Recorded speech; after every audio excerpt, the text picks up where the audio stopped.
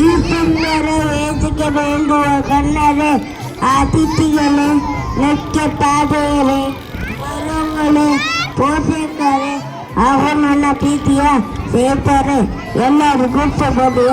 ನಾನು ಈ ಸ್ವಾತಂತ್ರ್ಯ ದಿನಾಚರಣೆ ಬಗ್ಗೆ ಮಾತನಾಡಲು ಬಯಸುತ್ತೇನೆ. ಈ ದಿನ ದೇಶದ ಹಲವೆಡೆ ತೆರವನ್ನು ಧ್ವಜಾರಿಸಿ ಸಿಹಿಸಲಾಗುತ್ತದೆ. ಸ್ವಾತಂತ್ರ್ಯ ಹೋರಾಟಗಾರರಿಗಾಗಿ ನಾನು ಕೆಲವು ಸಾಲುಗಳನ್ನು ಹೇಳಲು ಬಯಸುತ್ತೇನೆ.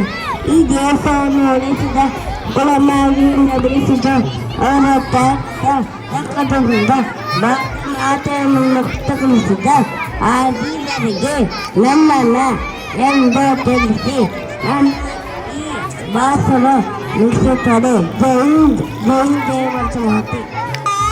My name is Neera. Today is 15 August. Today is our 70th Independence Day. India got freedom on 15 August 1947. We raised our national flag and this day we sing our national anthem.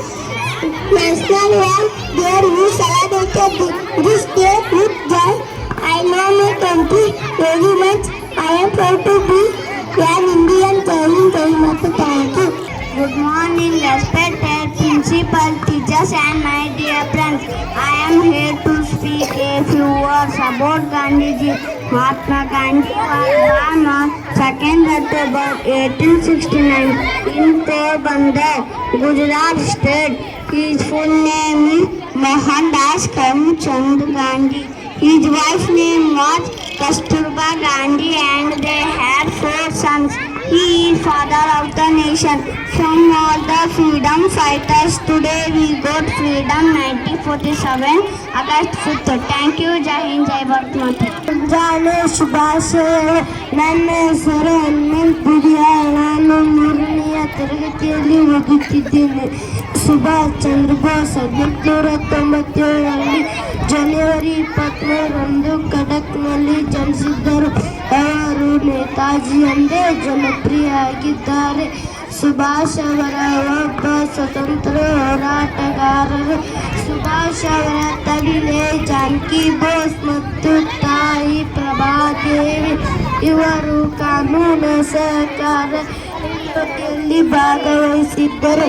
ಗಾಂಧೀಜಿಯವರ ಹಿಂಸಾತ್ಮಕವಾಗಿ ಸುಭಾಷ್ ಹಿಂಸಾತ್ಮಕ ಮೂಲಕವೇ ವೇಗವಾಗಿ ಸ್ವತಂತ್ರ ದೊರೆಯಲು ಸಾಧ್ಯ ಎನ್ನುತ್ತಿದ್ದರು. ಇವರು 1939ರಲ್ಲಿ ಭಾರತೀಯ ರಾಷ್ಟ್ರೀಯ ಕಾಂಗ್ರೆಸ್ ಅಧ್ಯಕ್ಷರಾಗಿದ್ದರು. ಸುಭಾಷ್ ಅವರು 1940 ಆಜಾದ್ ಹಿಂದ್ ಫೌಜನ್ನು ಸ್ಥಾಪಿಸಿದರು. ಇಷ್ಟು ಕ್ಲಾಸ್ಮೇಟ್ ನಾವು ಸರ್ ಡಿಗ್ರಿ ಕ್ಲಾಸ್ಮೇಟ್ ರೀ. ಅವಾಗಿಂದ ನಾವು ಮಾಡ್ಕೊತ ಬಂದಿರೋ ಆಟ.